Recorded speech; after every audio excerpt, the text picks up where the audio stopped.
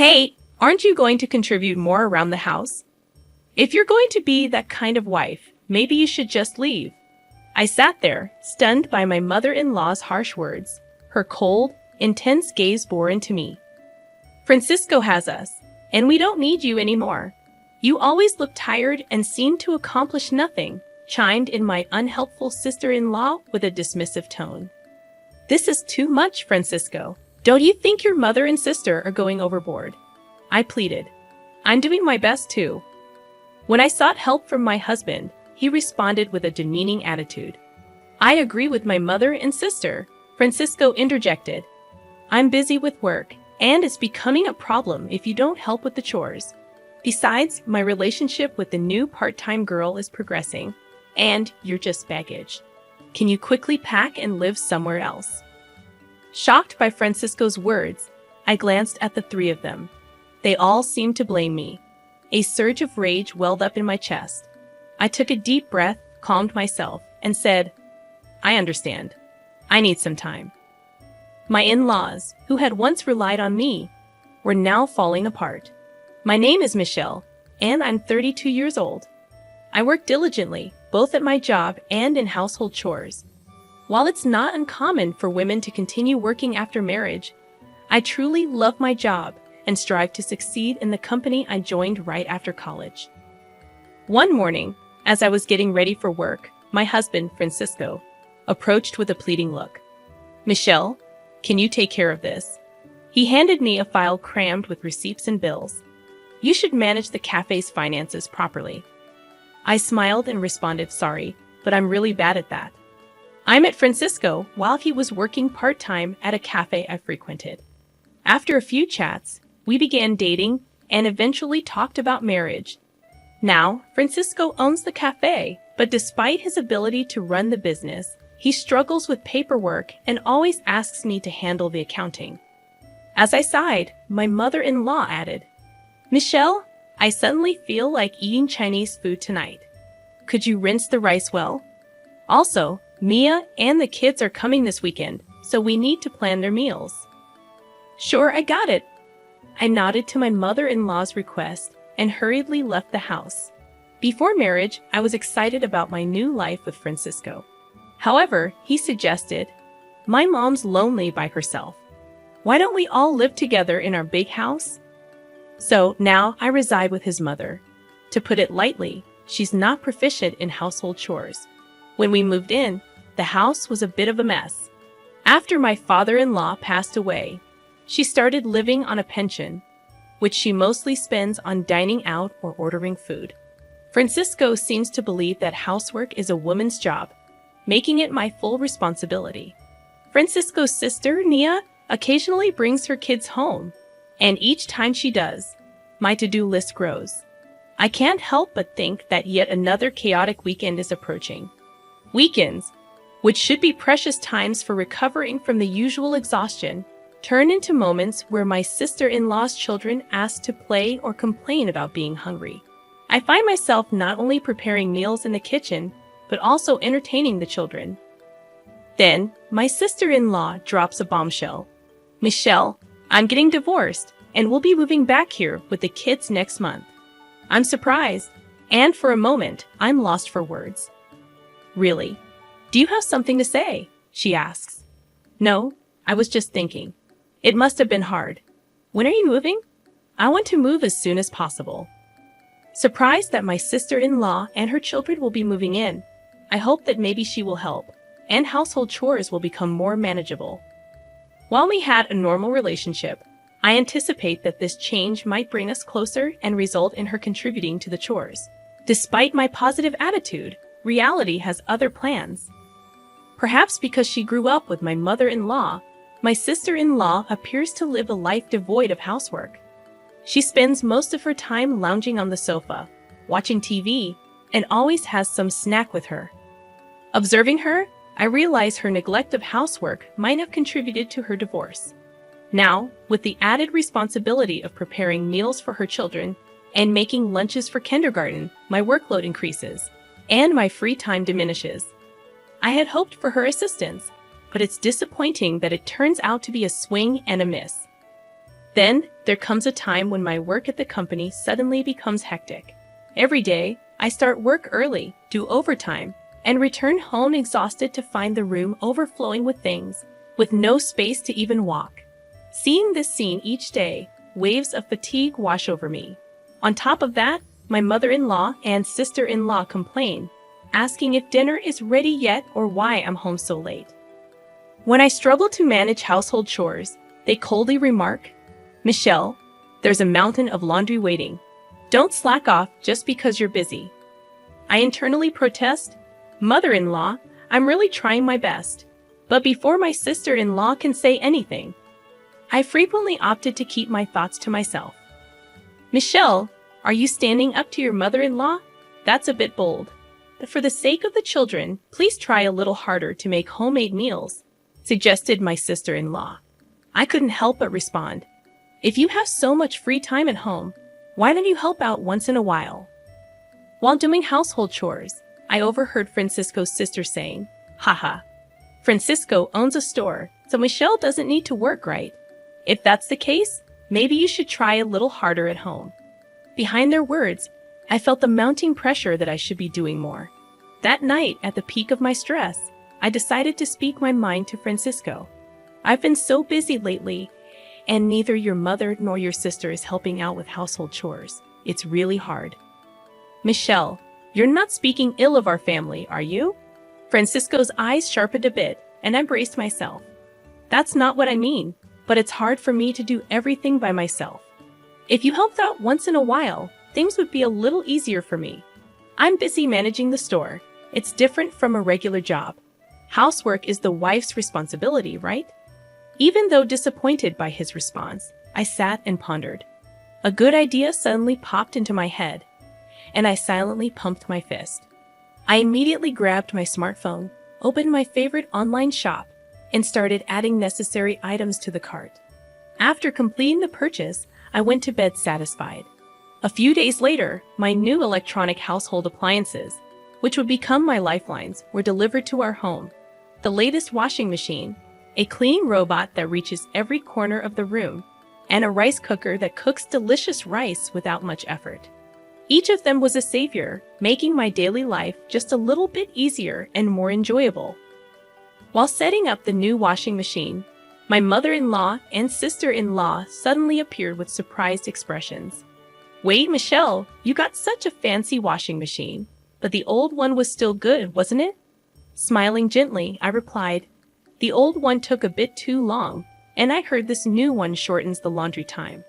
Their gaze then shifted to the cleaning robot and the new kitchen appliances.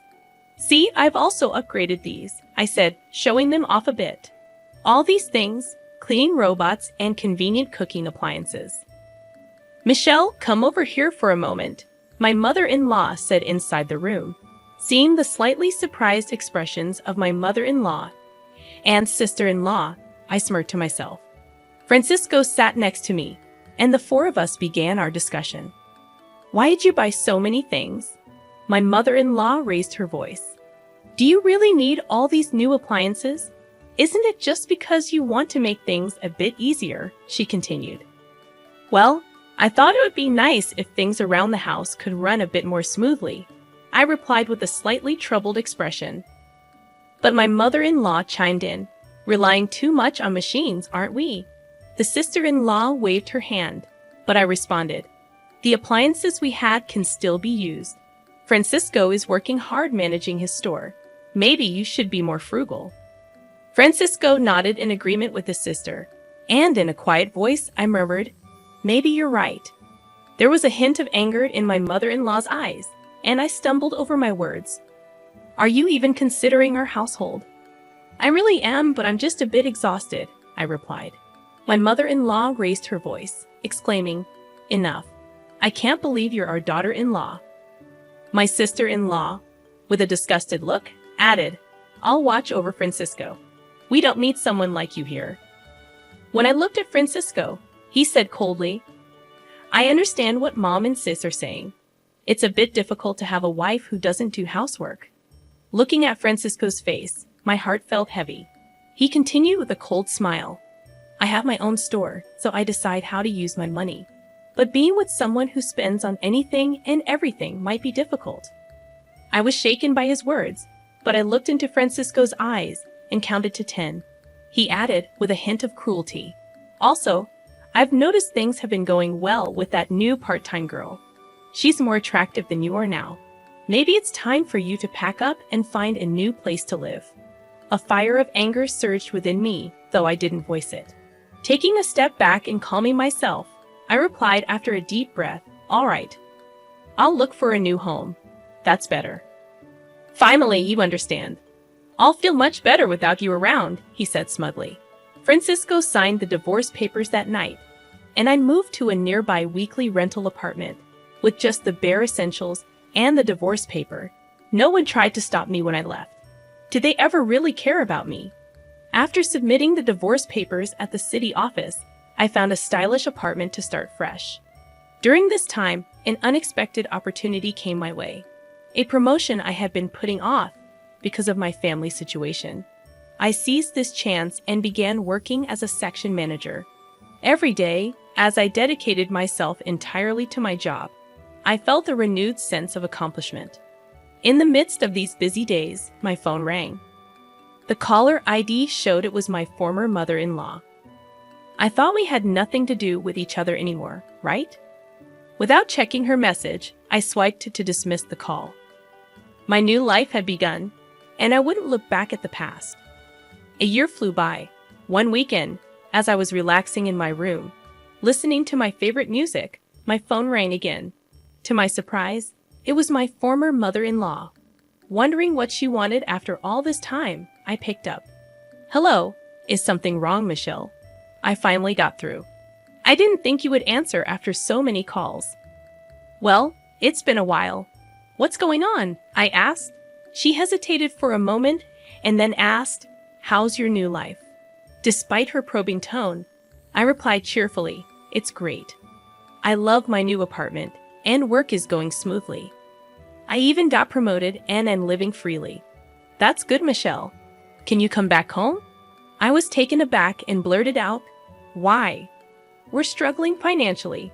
I thought to myself, I knew it, and responded cautiously, "Francisco's cafe only makes about $1,000 a month, right? If no one else in the family works, things could be tough." "You knew about that?" she asked. Yes, Francisco's cafe wasn't doing well. I was fully aware of its financial situation since I handled all the accounting. But he pretended to be the successful owner without understanding the real state of his business. It was almost laughable how oblivious he was. I handled all the finances and procurement, so of course. I sensed her shock. "You knew and didn't tell us?" "We had no idea you were doing so well in such a big company, or that you were contributing so much to the household expenses," my former mother-in-law exclaimed. I admitted, "Yes, I contributed more than $3,000 every month. Thanks to that, you all managed." The truth was, I used my salary to bridge the gap in Francisco's business losses. He seemed completely unaware of the situation, and after I left, it seemed reality hit hard. "Michelle, can you please come back?" she asked. Curious, I inquired, "So how's Francisco's cafe doing now?" She sighed. "We might have to close soon, and the part-time workers keep quitting." With an inward smirk, I commented on his slightly sloppy management style. "It's hard to keep it going for long, isn't it? His little bit of pride doesn't help. Not doing proper work. I mean, how many women out there do you think would be willing to support a guy like that?" My former mother-in-law was momentarily at a loss for words. I continued somewhat sarcastically, "Wait, I'm a bit busy now. Since you left, the house is a mess. It's chaotic with things everywhere." Confused, I asked, "Wait, what do you mean?" She described the disarray of their home with belongings scattered everywhere, looking like a storeroom. Without anyone to cook, they were eating out, which was costing a lot. The washing machine broke down, and it seemed like there's no room in the budget to buy a new one. "Actually, the appliances that you took back, I was really relying on them," my former mother-in-law admitted. Puzzled, I asked, "Huh? Why is that?" "Those were for my convenience. Besides, I bought them myself, so it's okay for me to take them back, right? She reluctantly agreed, yeah, I guess so. But I never realized housework was this challenging. With a firm tone, my former mother-in-law added, with 3 adults in the house, how can it be that hard? What are Francisco and your daughter doing? A hint of fatigue could be heard in her voice. As for Francisco, his staff members have been quitting, and sales have plummeted. As soon as he found out, he became really downcast and has just been lazing around at home. But Francisco used to spend his money from the store without any restraint, right? On top of that, Mia doesn't help at all. She doesn't do anything around the house and even gets her allowance from me.